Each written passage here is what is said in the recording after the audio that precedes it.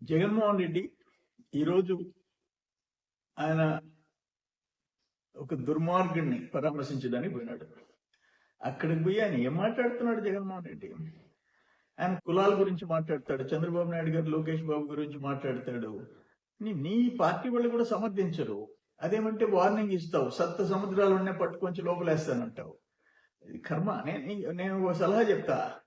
ఇప్పుడు ఈయన పోయి చూసి వచ్చావు, ఒక మనిషి అనే వాడు చేయని దుర్మార్గాలు చేసిన వాడిని జైలుకి పోయి పరామర్శించావు. అక్కడ మీ తల్లి పైన, మీ చెల్లి పుట్టక పైన చేసిన సోషల్ మీడియాలో వ్యాఖ్యలు చేసిన పోస్టింగ్లు పెట్టినవాడు జైల్లో ఉన్నాడు.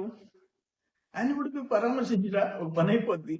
ఆ పని చేయి, నువ్వు మంచి పేరు వస్తుంది నీకు. దురదృష్టం. ఇటువంటి నాయకుడిని మనం సమాజంలో ఎంతమందిని, పార్టీ నాయకుల్ని, ముఖ్యమంత్రిని చూసాం. కానీ ఇంత నీచమైన ఆలోచనలు ఉండే ఒక పార్టీ అధ్యక్షుడిని మనం ఎప్పుడు చూడాలి. అన్ఫార్చునేట్.